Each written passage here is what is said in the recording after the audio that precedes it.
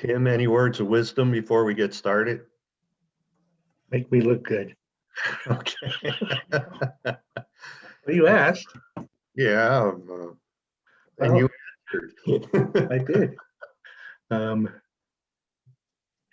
Be kind, be Okay. informative. Stick to the script. Yeah. We'll turn this into a series.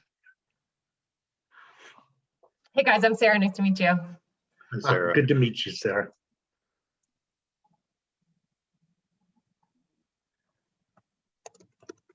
Morning. Hey, good morning, Scott. Thanks for hopping on. Yeah, you bet. I've been here from the start, but silent partner.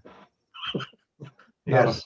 Not a role I usually play very well, so it's go ahead and mute me whenever you need to. Yeah. I don't know if I have that authority. Damon's kind of relegated the more powerful aspects of our webinar. Yeah, somebody starts to filibuster, you just boom. You get the look. Virtually speaking, of course. Yeah, that's right.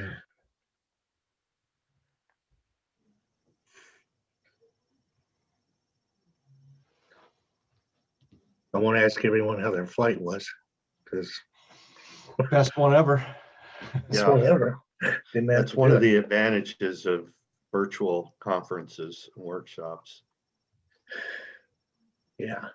No doubt about it. I mean, I feel like how many times I've gone to an event I was really excited for, and by the time I got up to do my presentation, I was completely wiped out from travel and jet lag, and just oh, this could have gone better if I hadn't made the trip.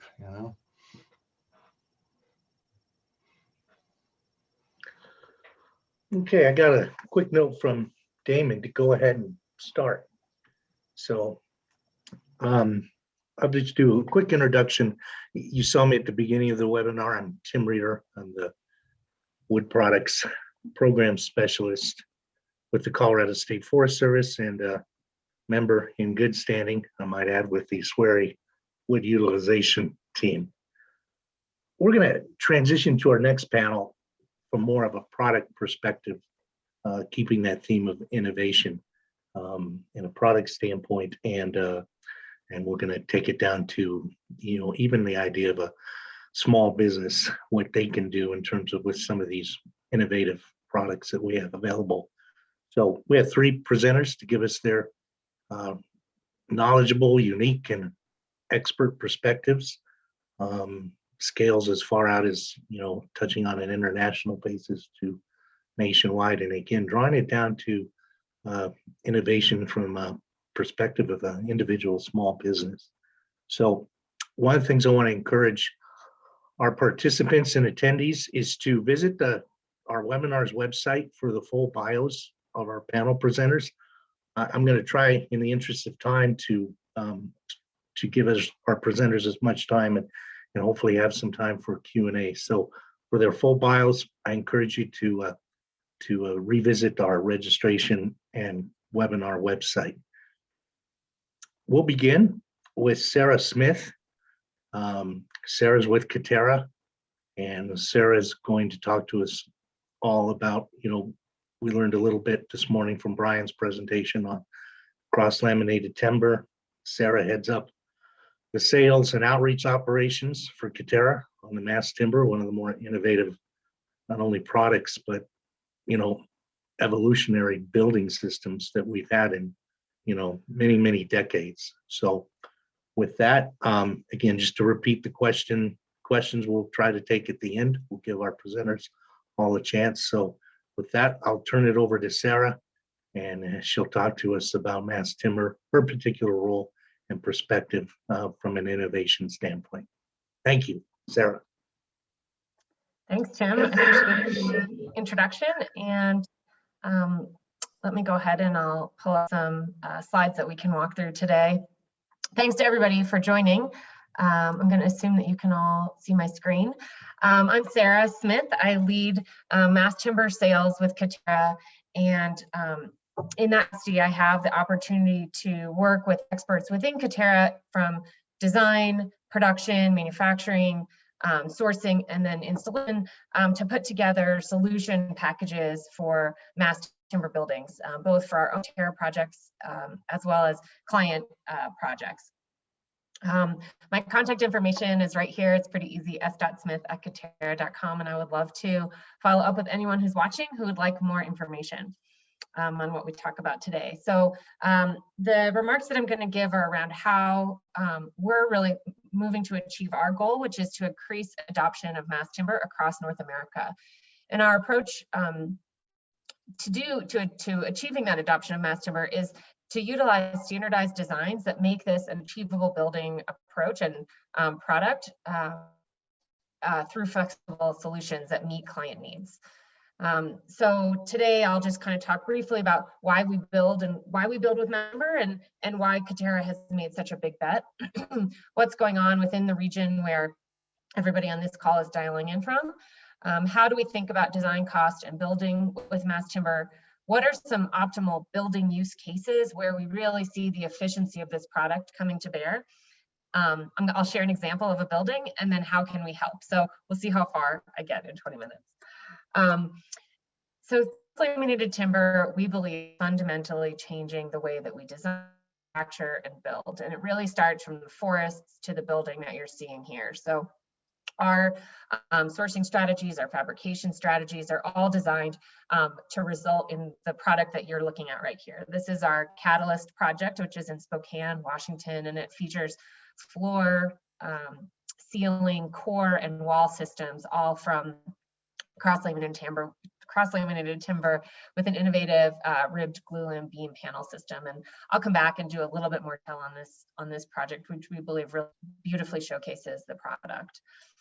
So why has Katerra invested solely, and why are we so supportive of partners in the industry that are moving to build with CLT? First, it's driven by our understanding of the sustainability requirements and burden really of the building community and how CLT and building with wood can make a difference. So I think these are probably statistics that most folks are familiar with. Roughly 40% carbon emissions are from the built sector, and of that, concrete and steel are very significant drivers. So we believe that CLT is one of the, really leading our available builders and to owners to limit carbon emissions. So that starts, from sustainable upstream sourcing all the way down through how that product is delivered to the job site and installed. We did on the Catalyst building a life cycle analysis to demonstrate that the carbon emissions emitted through the production and delivery of materials to the job site were offset by the carbon that's captured within the building itself. So a really terrific example of how you can use building to reduce carbon emissions in buildings. A second reason we've invested so much into this product is that we really truly believe in the cost competitive and particularly schedule benefits of using CLT as a prefabricated building component. So what you see here is a master panel getting flown in. The efficiency of installing floor systems using CLT carries down into significant benefits on a schedule savings, which then translates into costings. So that speed, efficiency, and prefabrication are all key drivers of CLT's value. And then third, just the structural and aesthetic advantages of building with CLT, we believe make a very compelling case for building with this material product. For one, I'll just call a few examples that we note here, but one is, for example, the building weight when compared to concrete is about 50% lighter when you're building with mass timber and CLT. So this leads to reduction in footing requirements, concrete required in the foundation, and just sort of a different approach to building with a lighter material. Finally, biophilia is a concept that we've really embraced, and it's the idea of, the benefit of being surrounded by nature. And so benefits of building with timber there's a growing body of research that demonstrate that building with mass timber leads to higher health performance, lower absenteeism in the workplace, stronger health performance, and overall higher worker and resident enjoyment of the space itself. And I think it's quite evident when you're in a building built with wood that there's certainly a different feeling than a steel and concrete building. just to give an indication of kind of the market for mass timber and where we're seeing these projects, this is a map published by Woodworks that demonstrates projects that are in design and under construction. And so just calling out 3 of the states I know that are today. In Colorado, certainly leading, this is led by Denver, which has adopted the 2021 building code, and so is really out ahead of building. In Mexico are coming along, but we're seeing, more interest from developer partners in the region on building with this. If you'd like more information, the Woodworks website, and they also have a platform now called the Wood Innovation Network, which is a really terrific place to go to learn more about buildings coming up in the region. Here are 2 examples in the region. So both in Denver, the Sierras project is on the left. This is a project that Katerra designed and built and supplied. It's a multifamily project. It's just being completed now, but a terrific example of a podium style multifamily market rate building that uses CLT as the floor and ceiling system. And you can see here the exposed wood just provides a wonderful look and feel to a residential application. And then a second example is Denver's first CLT office building. This is not a Katerra project. This is done by a different team, but one that, is really a great example of using mass timber in a commercial building. So this is a type 3B thing with CLT, which you can see through the glass. And this was completed in 2019. I referred briefly to the building codes. We won't go into a lot of detail here, but this is one of the facilitators that is allowing for more adoption of mass timber across the country. So the IBC 2021 code, which is coming into adoption variously across jurisdictions across North America, builds out the type 4 permissions for building with mass timber. And so if you take, for example, this type 4B, you can go up to 12 stories, still be exposing CLT in the floor and ceiling systems. You have to achieve fire ratings that are outlined here, but this is a great opportunity to start thinking about building as an alternative to concrete and steel. In jurisdictions that haven't adopted this code, it's still possible to build with mass timber through an alternative means and methods approach. And we're also seeing, very successful use of the type 4 heavy timber code in other jurisdictions where alternative means and methods are used to push through approvals. I want to jump in a little bit on how to design and think about using mass timber in a practical sense.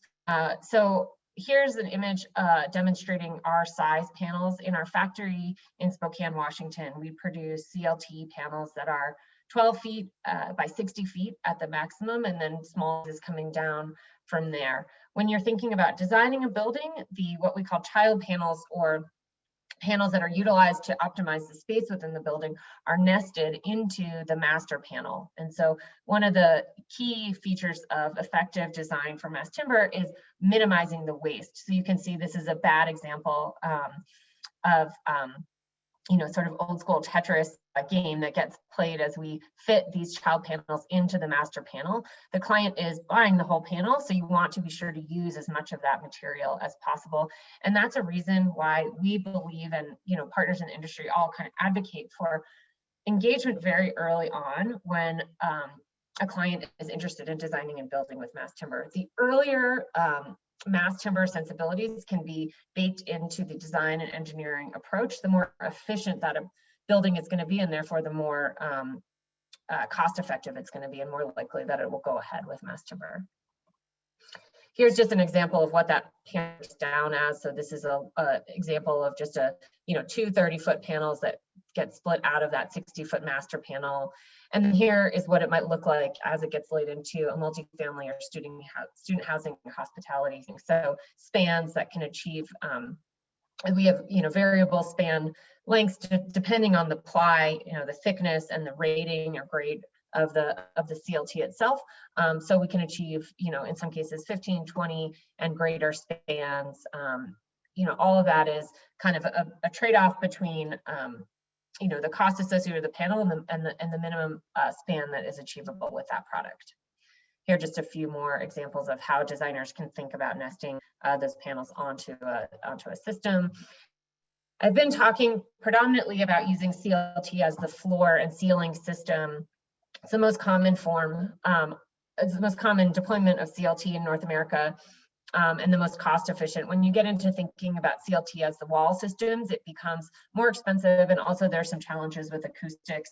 In Europe, it's more commonly used, but in the US, these are the two more common applications where you would just have CLT within a stud framing system. We've also are looking at using light gauge steel as the load-bearing wall system with CLT on top of it, or a glue lamp post and beam for a full mass timber approach. This is, a more common approach today.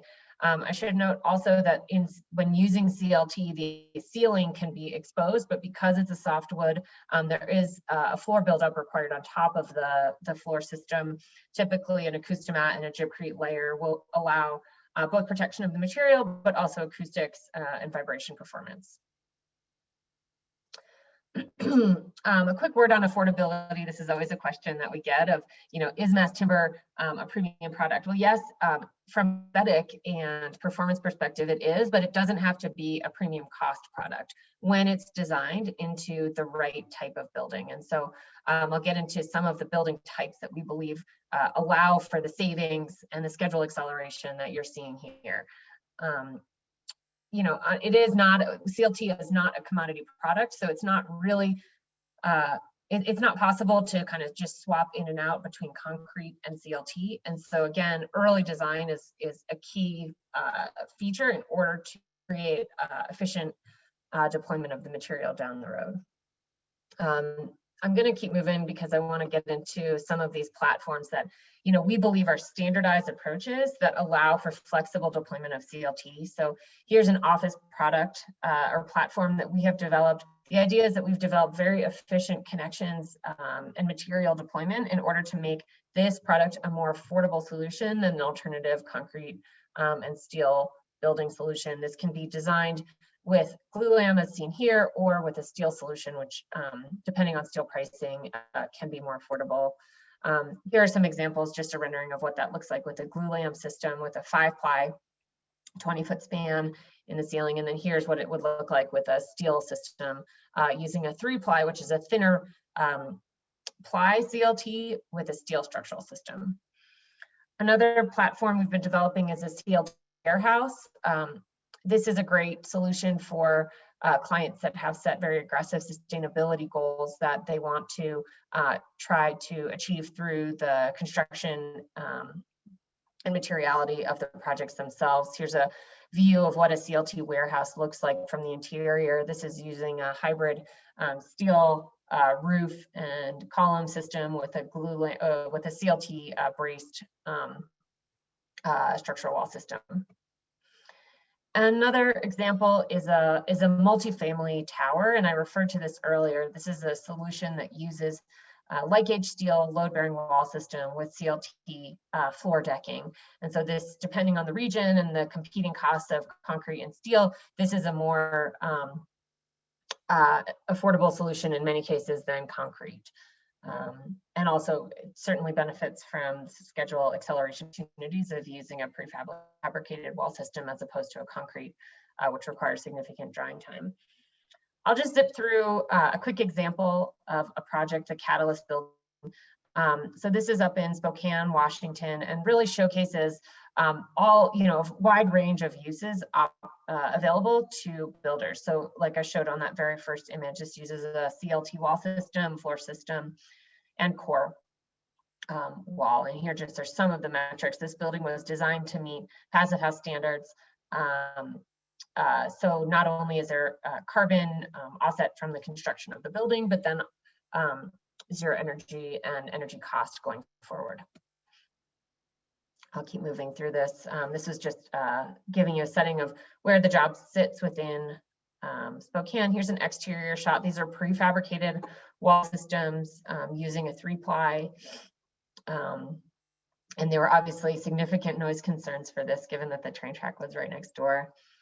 Here's a floor plate demonstrating open spans, and certainly the prefabricated, as you stepped up in levels, prefabricated approach of a repeated floor plate, floor over floor, that allows for design and then fabrication efficiencies.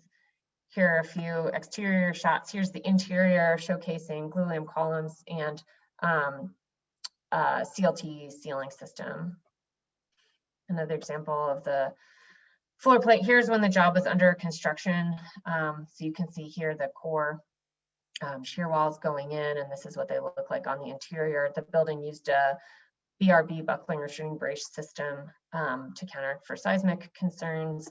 One of the key innovations here was using a glulam rib beam that allowed the building to achieve 30-foot spans. This is in the factory where that rib is being applied to the CLT panel. Here's a demonstration of what that looks like from an install perspective. And then here it is being installed onto the building. And there's the finished product. So I'm just kind of moving into wrapping up here. I wanted to close with a few words on just how, if this building approach is something that piques your interest, how Katerra might support. We have in-house architecture, engineering, sourcing, manufacturing, and construction with our partner architecture firm, Michael Green Associates and Equilibrium, both out of Vancouver. We have world-class design capabilities. And then we have, Katerra is a general contractor, and we have self-performed mass timber installed teams. And so it's a really beautiful marriage between design and end state install, which come together to inform design throughout. So we can scale the services and inputs from each of these various groups. Here's a snapshot of our factory up in Spokane, Washington, which I think we'll be watching a video tour of later today. Here's a listing of our product availability. We have CLT in 3, 5, 7, and 9 plies in an SPF and a Doug fir species at variable thicknesses, which are utilized to achieve spans and structural requirements. Here's a quick slide on our certification. So we know that the positive environmental benefit of building with CLT is only as good as our upstream sourcing. And so we have chain of custody certifications from FSC, PEFC, and SFI, and have a declare label to demonstrate the quality of the product itself. We have in testing for fire, acoustics, which we share with our industry partners, and then also can perform project-specific testing as needed.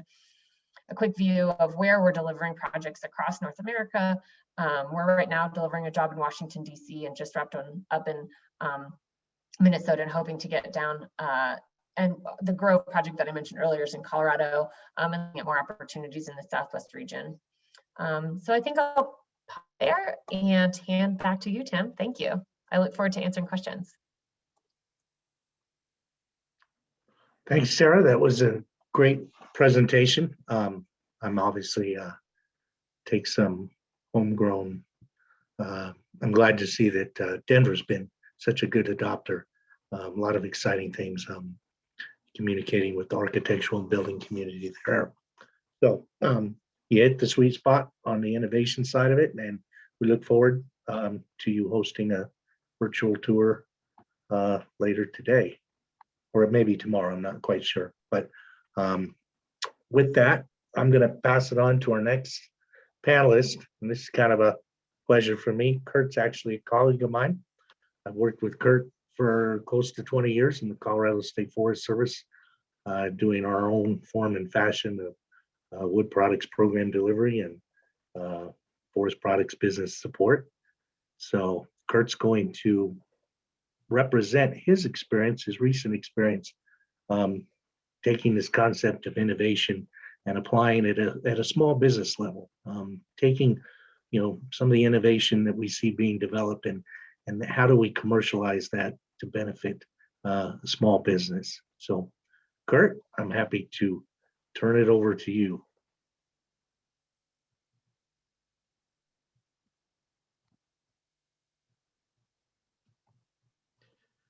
Thank you, Tim.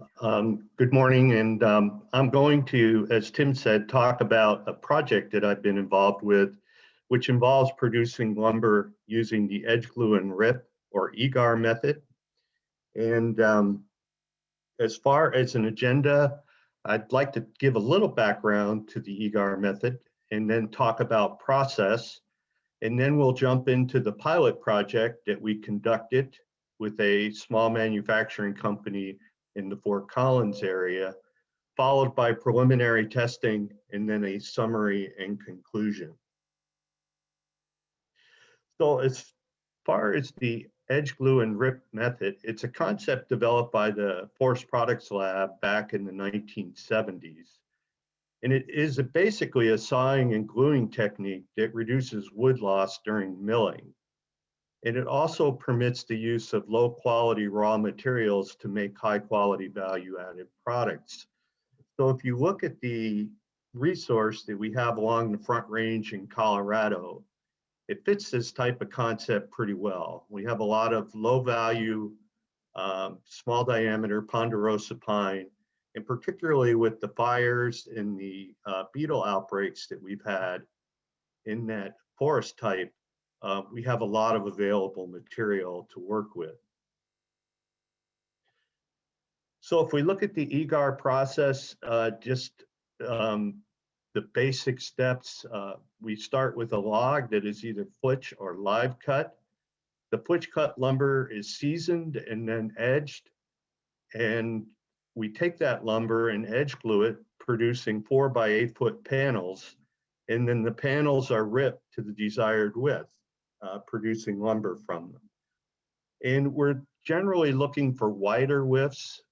In the case of our pilot study, we were looking at anywhere from 10 to 24 inches in terms of the width of the lumber that was cut from the panels. As far as the pilot project, we partnered with Golden West Pine Mills, which owns and operates a small sawmill located in Alt, Colorado, which is east of Fort Collins. And basically, they were looking at products to expand beyond what they could produce from their circular saw. As far as the study, Golden West Pine Mill was responsible for processing the EGAR lumber, and the Colorado State Forest Service, CSU, provided technical assistance, and we also conducted preliminary bending tests on edge glue and rip lumber. So starting out, if we look at the resource, small diameter logs were flitch cut. In the case of this study, we used ponderosa pine, and specified length was 8 feet plus trim. This all came from local sources, primarily the forest west of Fort Collins, and to a large extent, material that had been infested by mountain pine beetle and was blue stained. Using the flitch cut method, the logs were cut to a nominal 2-inch thickness. And I have a demonstration of the pattern used in cutting them. You can see we just basically took a series of cuts through the log, segmenting it into members that were 2 inches thick. And then you come back and edge those members after they've been seasoned to random widths that maximized yield. I might mention that a lot of this material, as I said, was blue stained, so it was already pretty dry to begin with. And the seasoning times were really fairly short, a matter of a couple weeks. The random widths typically ranged between 3 to as wide as 8 or 9 inches. At that point, the lumber was edge glued, producing 4 foot by 8 foot panels. During the testing, when we edged the lumber, we had originally planned to go right to panels, but there was a delay in getting the panels produced. That delay was in the range of 2 to 3 weeks, so that wasn't optimal for producing the panels, but we went ahead and forged ahead and got it done. And we'll talk a little about that when we get to testing. The adhesive was applied both manually and using a mechanical applicator. Initially, we had planned to do all of the adhesive application mechanically, but in the end, we had to do a fair amount of it manually just because of production issues with the applicator. The panel glue lines were cured using an RF press. And the RF press is kind of the heart of the concept that we put together for producing these panels. If we tried to do them manually, it increases your setup time and your curing time considerably and reduces your productivity to a point where the process becomes unfeasible economically. Using the RF press, a panel was produced every 10 to 15 minutes during the pilot run. If we worked out the issues with the glue application, which was a challenge and was the bottleneck or limiting factor in the rate of production, we feel we could drop that production time down to about 5 to 6 minutes per panel. As far as the pilot project, we produced 48 panels during the run, and there was a learning curve, so we ended up not testing the first 3 to 4 panels that were produced just because of issues with the press as well as the glue application. So here is an edge glued panel. It is 4x8, roughly, at least after trimming. And you can see that a lot of the material was blue stained. The panels are actually quite beautiful. And I suppose if you had a market, you could actually sell these as panels in addition to being edge glued lumber. With the pilot project, all the panels were ripped to a desired width. And this is an example of the end product that came off. Again, a fairly beautiful product. And for testing purposes that we conducted, we ripped to 8-inch, 10-inch, and 12-inch wide material. Again, you can go wider if you need to, but that is what we tested. So we did preliminary testing, both of the glue lines and of the lumber in bending. And the glue line testing was conducted by the adhesive supplier. And they looked at the glue lines. Shear tests were conducted in a number of ways: dry shear at room temperature, a vacuum pressure test where the glue line is subjected to vacuum pressure and then tested. The same with boiling, where the glue line is boiled and then tested, and then finally elevated temperature. If you look at the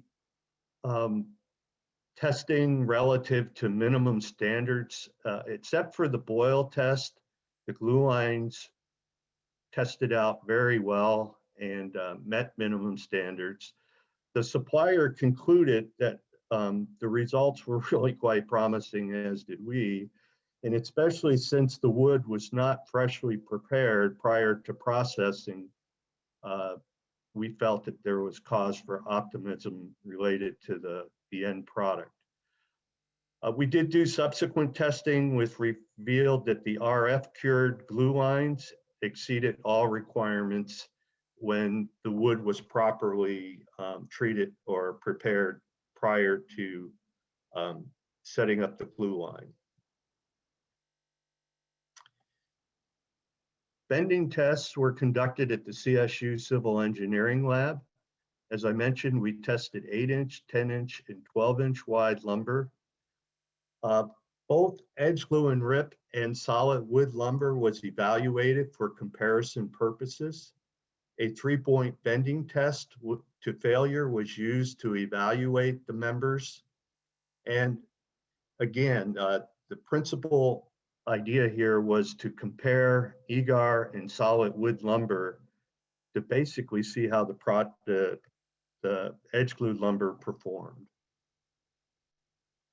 So the test apparatus basically set up for 3-point bending, as you can see.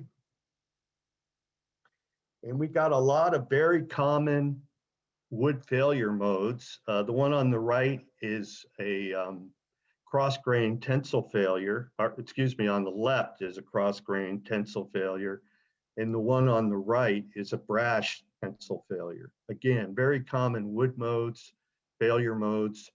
We saw other modes as well, compression perpendicular to grain failures, a few compression failures, but again, very minimal blue line failure. It was all wood failure.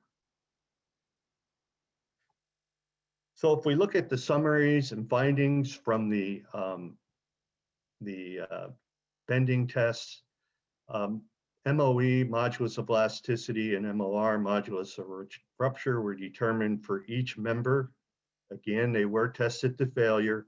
The collected data were statistically analyzed, and based on this analysis, there was no significant or practical difference between the EGAR and solid wood lumber mechanical properties, which we would have suspected based on the types of failures we were observing. So just to kind of wrap this up and talk about or take this to conclusion, we did use a method that was developed by the Forest Products Lab to produce a high quality value added product.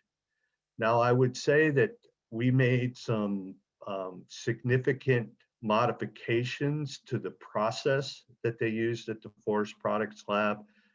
Again, using an RF press was a significant improvement, both in terms of production, and it definitely increased the commercial viability of product manufacture. If we look at preliminary testing, that was promising as well. But we realized that further testing will be required for product certification and acceptance. So if we look at where this project stands today, we are, Golden West Pine Mills is looking at commercializing the process. They purchased the majority of the equipment needed to do that. And we have begun the generating the ties to conduct additional testing required for product certification. And with that, I'll thank you for the time to share a little bit of this project with you, and I'll turn it back to Tim. Thank you, Kurt, for that presentation. Our final panelist is also someone I've known for several years, Scott Leavengood with Oregon State University. Scott's the director of the Wood Innovation Center. So he's got innovations in his actual formal title. So I hope that doesn't put any more pressure on him. But yeah, Scott's been, again, someone I've been aware of. He's going to take a look at some research, kind of bring in the context of innovation as it applies to some business management aspects, you know, in kind of contributing to ultimately more profitable, successful, and sustainable businesses under the context of innovation. So Scott has pre-recorded his presentation. So Scott, I don't know if you want to, your live self wants to make a few opening remarks before Damon cues up the recorded version. You know, I'm Tim, I'm glad to just do the presentation here live, if that's all right. I thought that was a good backup plan, but either way you want to go. Go ahead. Okay. Yeah, we'll do it this way. Thanks. All right. Sounds good. Yeah, well, thanks, Tim, and good morning, everyone. As Tim said, I'm Scott Leavengood, director of the Wood Innovation Center at Oregon State University, and it's my pleasure to give this presentation on the Quality Management Innovation Connection. And in case you're curious, if you're seeing my virtual background there, it's the new Emerson Advanced Wood Products Lab at OSU. It's focused on mass timber production, machining, and assembly, and even testing up to three-story structures. So, but as Tim said, the focus of this presentation, I'm going to have a little bit of a departure here now from what you've heard so far this morning. I'm not focused directly on innovative wood products. I'm glad to talk about that during the Q&A session, though, since a lot of my day job is kind of what Kurt just described in his presentation, just actual testing of new products. But as Tim said, yeah, my focus is more about the business management side and some ideas for things that small to mid-sized wood products companies can do to be more innovative.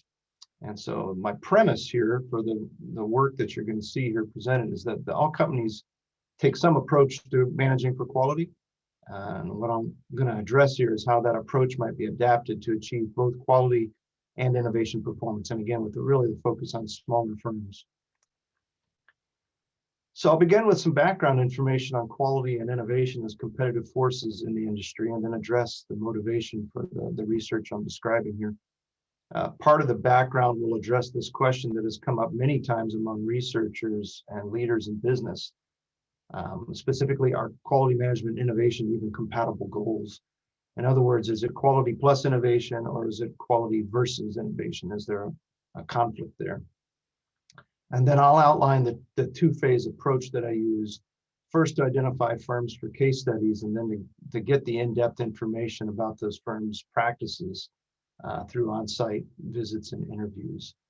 And lastly, of course, I'll talk about the results with a key focus on what I've found to be best practices for managing for quality and also attaining innovation as an output as well. You're likely familiar with quality management systems like total quality management that go back to the 70s and 80s, and then more recently, Six Sigma. I think it's safe to say that these approaches to quality management and continuous improvement have been very successful. In fact, I think they've been so successful that many researchers studying competitiveness in business have declared that quality is really a given nowadays. Consumers, we simply expect high quality products and services. So said another way, quality is necessary, but really insufficient as a means to compete in business. So innovation is widely seen as the next competitive frontier. But that said, the specific ways that companies approach quality management vary considerably.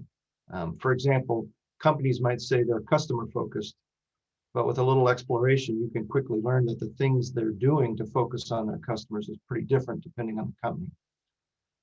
So with that as background, the motivation for this research was to identify specific quality management practices being used by companies that are leading to both quality and innovation performance.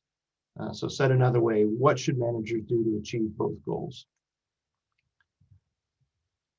But first, I should acknowledge that some have questioned whether these goals are even compatible, like I referenced a few minutes ago, that quality is often seen as focused on rigid adherence to standard operating procedures, keeping current customers happy, and being as efficient as possible. Innovation, by contrast, requires more of a willingness to take risks, to try new things, to be flexible and creative. And innovation also requires seeking new customers. So not just keeping the current customers happy, but at the same time, seeking out new customers.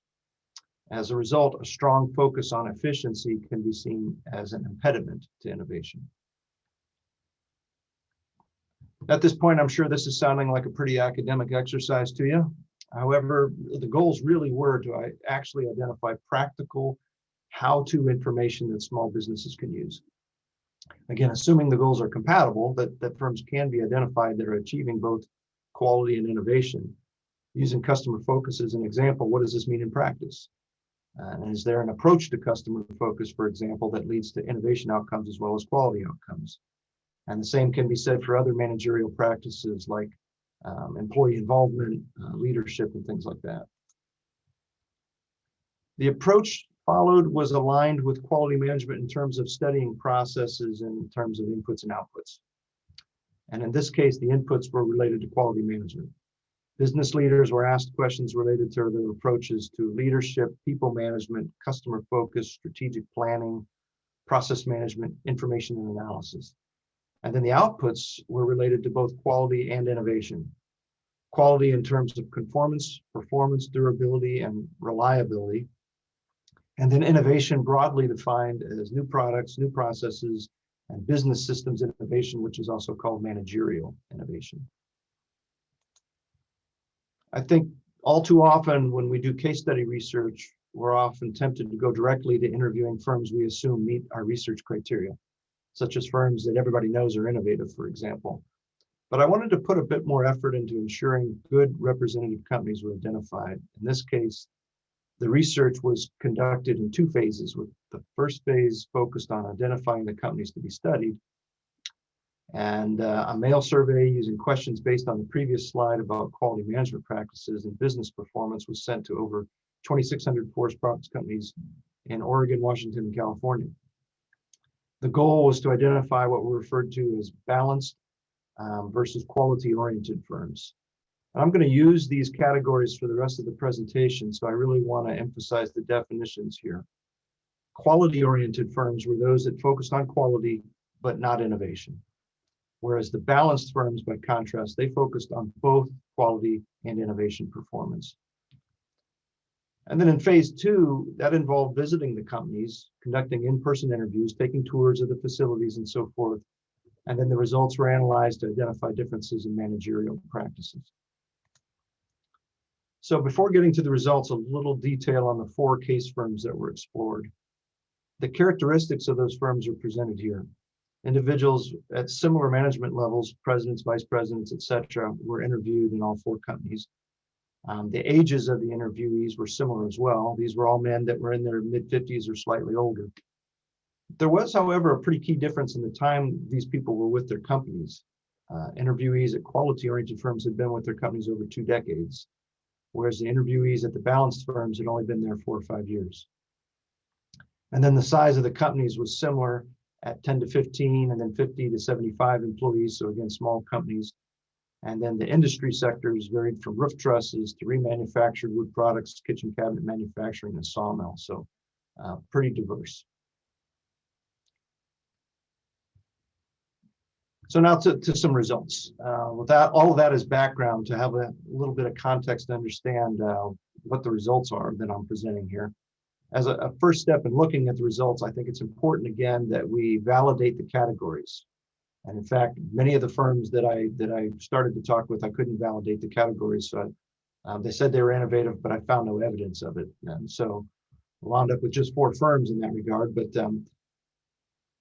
again, to just make sure we have the companies assigned to the right categories, anyone can claim to be innovative, but is there evidence to back that up?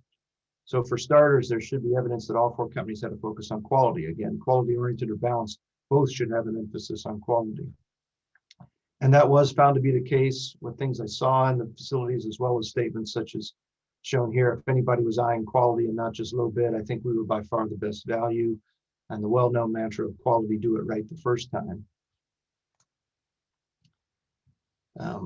However, there should also be evidence that the balanced firms were also focused on innovation. And there was tangible evidence of that from visiting these companies, as well as through statements like, the core of our business is our technology, and things like we spent a lot of money so far developing a 2-head CNC machine that will automatically put that look on. By contrast, though, the quality-oriented firms were quite clear in their lack of focus on innovation. For example, one company president said several times that, technology is wonderful when it's proven. It's clear visiting these companies that they were not interested in innovation. So it was no accident, that is. The lack of focus on innovation was a choice. They simply didn't see the need or feel that it would be a benefit to changing the way they were doing things. So now let's take a look at some of the key differences between the quality-oriented and the balanced companies.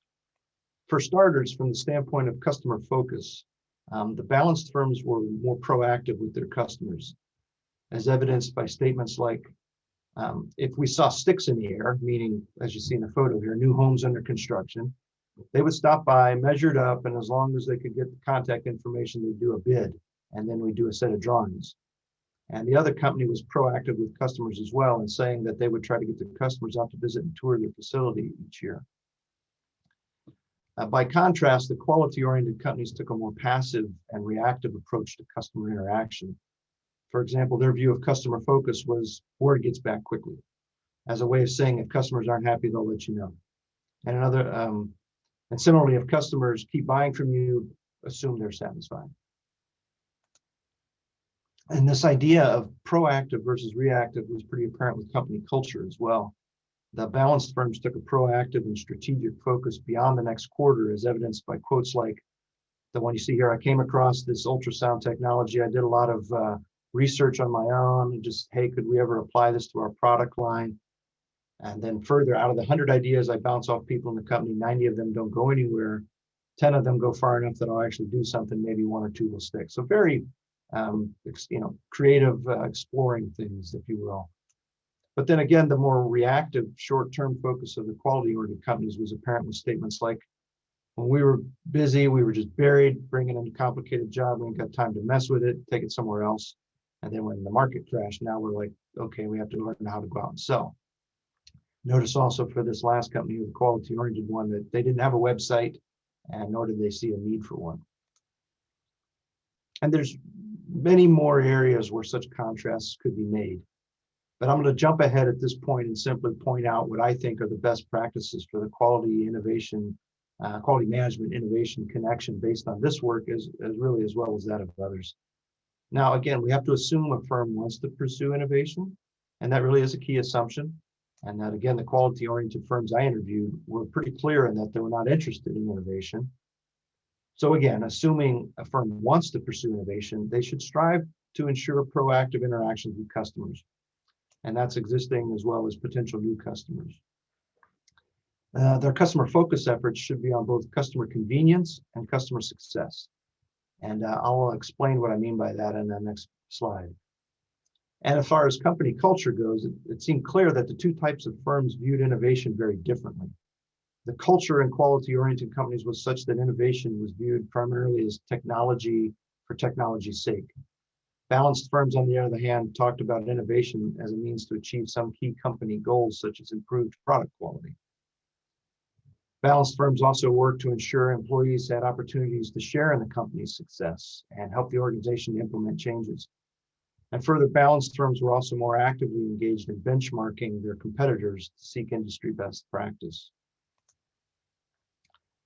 Because customer interaction is such a prominent area that realization or results here, I'll give a bit more detail on this topic. Again, these balanced firms focused on both customer convenience and customer success. So specifically, with customer convenience, of course, they recognize that websites are a tool to attract new business. But they also talked about their websites as a service for their existing customers, a place to provide drawings, contact with employees, etc. They also talked about standardizing product lines. But they didn't talk about standardized product lines as a means to streamline their manufacturing processes, but more from the standpoint that standard product lines makes it easier for your customer to order products from you. So again, it's a focus on the customer. And then with respect to customer success, the balanced firms talked about new product development, not just as a means to grow their business, but to help their customers increase sales, gain market share, solve problems. They talked about listening to their customers' challenges and then developing new products to help alleviate those challenges. And even customer service wasn't just viewed from the standpoint of the usual approach to addressing complaints, but also to shorten customers' lead times. And as a bit more detail on this issue of customer convenience, quotes from interviewees help to illustrate their different perspectives on something as simple as the purpose for having a website, as I've addressed already. A quality-oriented company said, we've always been local, had all the work we could handle, so why would we want a website? And then one of the balanced firms saw their website as a really useful tool for the company. But notice that the focus here is at least in part on what it can do for customers. It's a way for customers to learn about the company's products and processes. In other words, the website isn't just to attract new business, but it's also a tool to make it easy for existing and new customers to do business with you. And then as a bit more detail on this topic of standardized product lines. Of course, there's nothing terribly innovative about product lines like bronze, silver, gold, or good, better, best. That's been going on for a long time.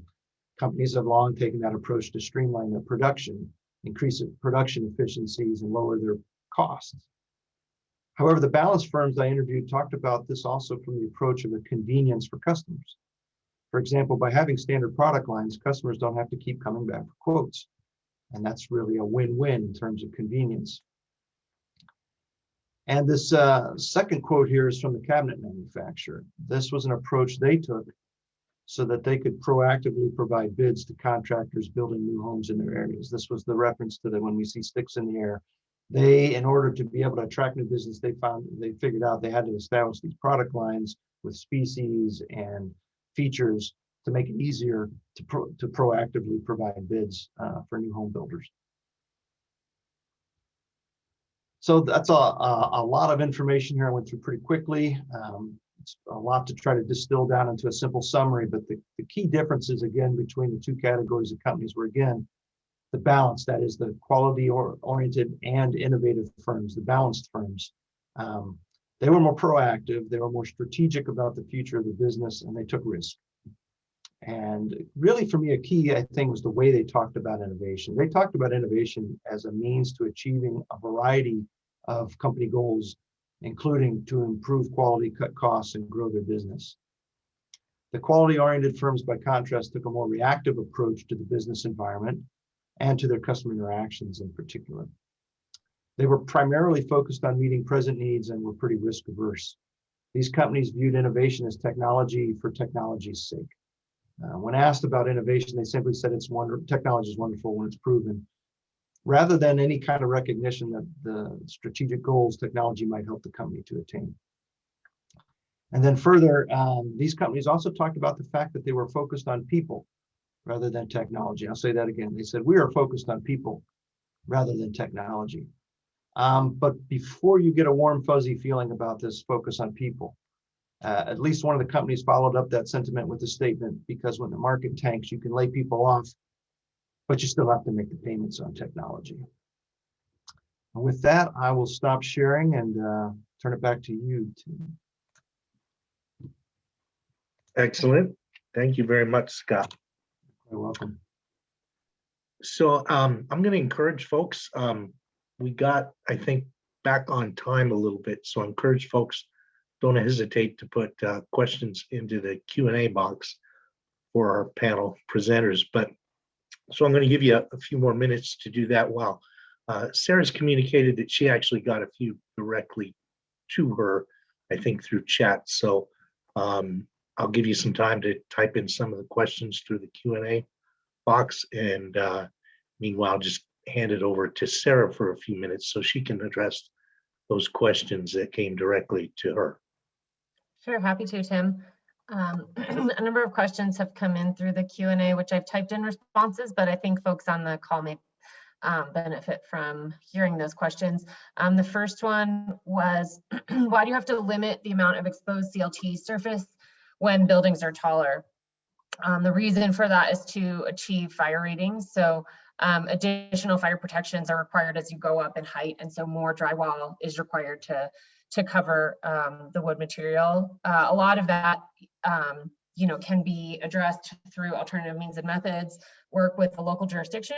So for example, the Ascent Tower, which is going up in Milwaukee, is a 20-story tower, and they have been permitted to have 50% exposed CLT, mostly in the living and bedroom areas. So while the code may be more restrictive, it depends on the local jurisdictional approvals. There's another question about the recent spike in lumber pricing, changing dynamics of concrete versus steel versus CLT. A couple of thoughts there. I mean, we're obviously everyone is super aware of, the run up in cost on lumber. A couple of factors that insulate us to some extent from these near-term spikes. One is that when we're getting contracted to supply jobs, they are typically 12 and 18 months out. And so we have a longer runway to plan for procuring the lumber inputs, which gives us ability to find better buys in the lumber market. Also, our production capability and our inventory capability allow us to buy a wider variety of lumber inputs. So we have, for example, inline long length finger joining, which allows us to buy a variety of lengths and material inputs. And then our inventory allows us to also make strategic purchases, and hold that.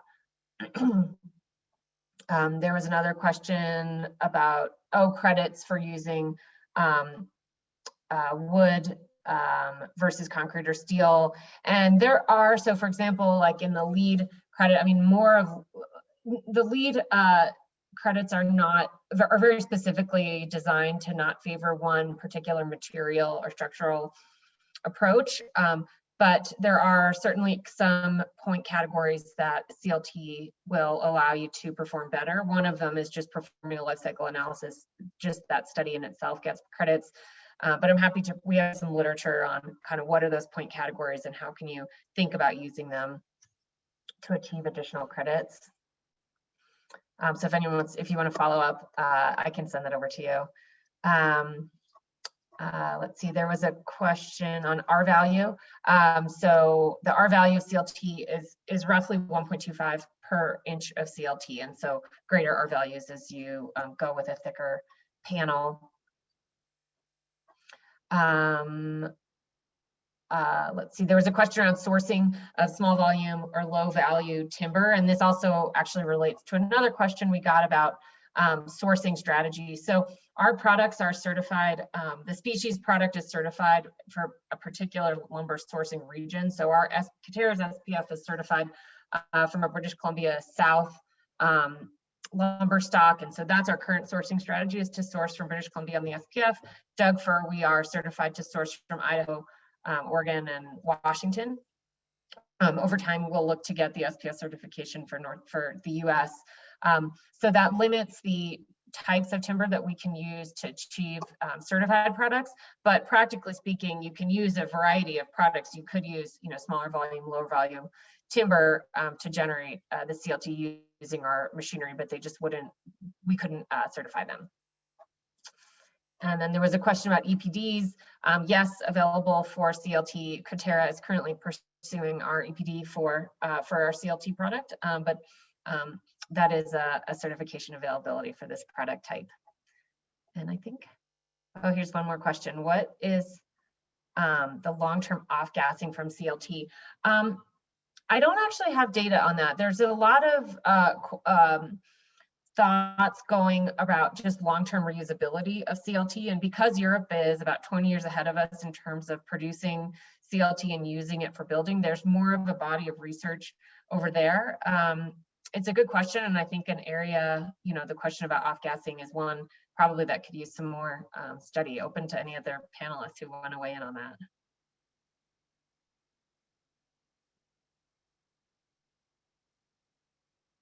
Oh, Tim, I don't think we can hear you. Thanks, Sarah. I've been looking through the box as well. She's covered, I think, all the ones that came into her that she addressed. So any follow-up, Kurt or Scott, on that last question that Sarah addressed? I can't claim to know a whole lot about off-gassing or indoor air quality in CLT, but at least it's my understanding that the nature of the adhesives in these are pretty tightly locked in. They polymerize and they're bound up pretty tight. So the off-gassing is going to be more from the wood than the adhesive, at least from my understanding. Unlike some of the interior wood adhesives that are used, like for particle board and MDF and hardwood plywood, at least in years past before the EPA and the California Air Resource Board restrictions came into play for formaldehyde. Mm-hmm. Anything to add, Kurt, or rebuttal? Oh, can't hear you, Kurt. You're muted, Kurt.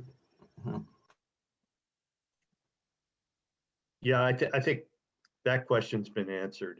I think the adhesives we were working with, off-gassing was not a big issue. Okay, I'm seeing another question that came in.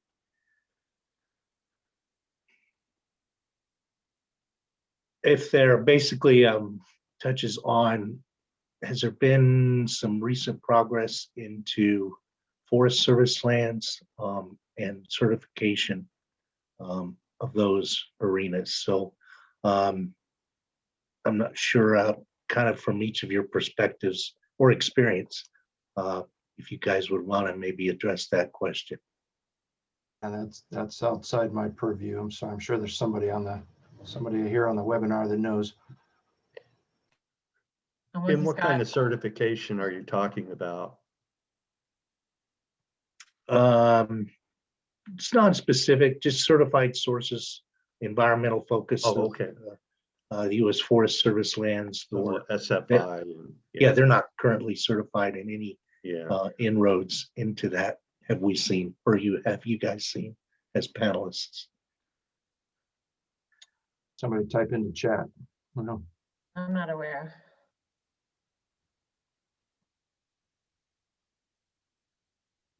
And well, actually,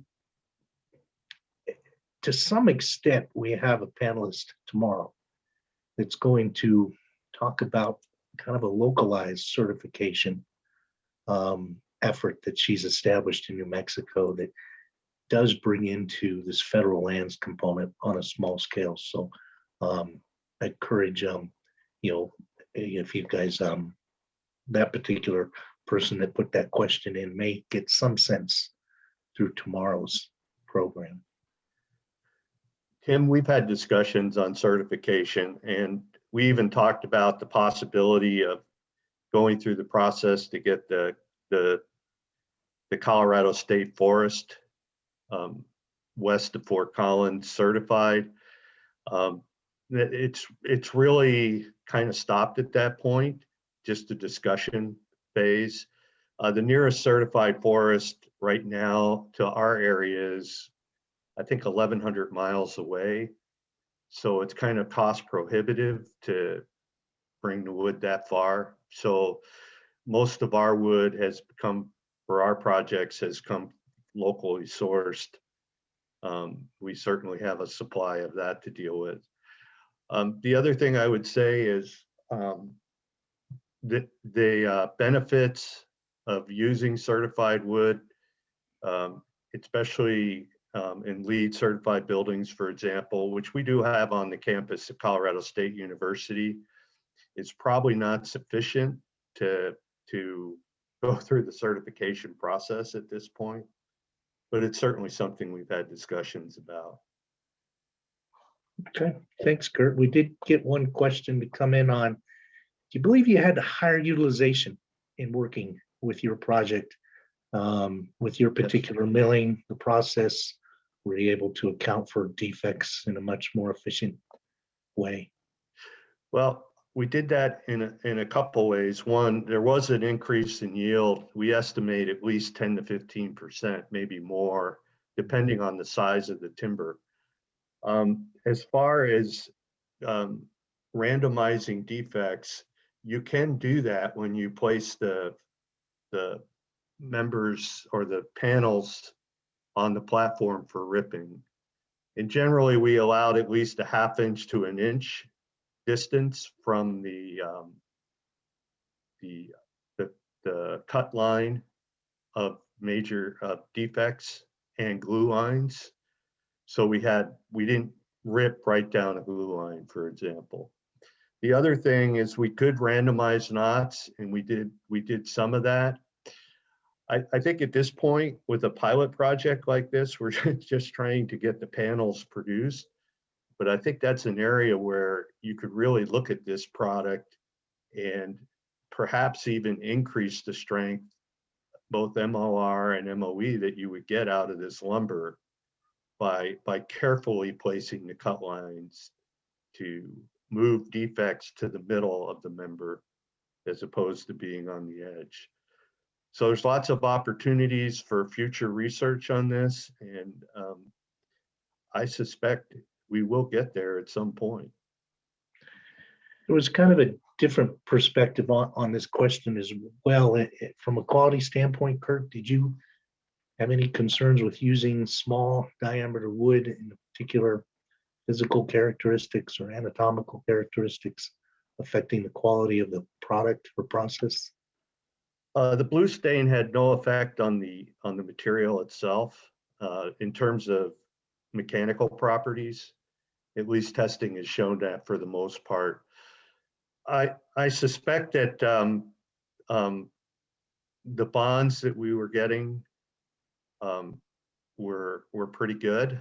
So I think you'd have to be careful, particularly in material preparation, and just making sure that you don't have decay and other issues working their way into the panels. but generally no real reservations working with small diameter wood. In fact, as you could see from the pictures of the product, the blue stain in particular was very desirable. And it was actually painful to break the lumber, because I mean, it was beautiful lumber and we were basically reducing it to broken pieces. And I don't know. They paid you for this. Well, you know, I estimate that the value of the product was considerable that we were breaking. So in terms of quality, no reservations with small diameter. I think size, you could go down depending on the equipment you have. We had a scrag mill available that could take down to a 4-inch top, perhaps even a little smaller if you have a hew saw. But you're talking about very small material, and then you're turning it into a panel, which can be ripped into much wider lumber that has a lot more value. So definitely value added. I think maybe just one more question before we break for lunch. And Scott, this has to do with that one slide where you characterized the longevity of the business ownership versus, you know, whether they were characterized as innovative or quality oriented. Does that innovation, has your research or experience determined whether that sustains itself? I mean, are old people just not innovative, or do these younger, more innovative folks in these firms, does that stay, that innovation strategy stay, or does it at some point evolve to a more risk-averse, conservative approach? Yeah, that's a great question. That wasn't one that I delved into any deeper. It was one of those after the fact things I kind of realized. But I think one of my coworkers here, Eric Hansen, that does innovation management research, he's kind of found the same thing to be the case. That seems to, regardless of the age of the individual. So it's not the, you know, middle-aged guy syndrome where we don't want anything to change in our companies. It's more a case of companies that somebody decides they're going to leave a company and go work somewhere else, and they bring these new fresh ideas with them. And sometimes it doesn't work. I mean, sometimes they wind up pushing against the status quo a bit too hard. But there are other times we certainly see that with changes of leadership in companies. All of a sudden, again, regardless of the age of the individual, changes in company leadership, all of a sudden things start going in a totally new direction. So nothing too groundbreaking there as far as those results. But yeah, it'd be interesting to know if that same individual goes into a company, shakes it up, they get lots of new innovation projects 15 years later when they've been there 25 years. Their job is maintaining status quo again. I don't know. Bring in new blood may be the message there. Don't be afraid of that new blood. You know. All right, thank you, Scott. So at this point, I think I'm going to turn it over to Damon for some housekeeping details as we break for lunch. Sarah, Kurt, Scott, thanks again. You fulfilled all my objectives as a moderator. We learned something about innovation, and we got to our lunch break. So thank you guys very much. Thank you. Thank you. Enjoy your lunch. All right, thanks, Tim.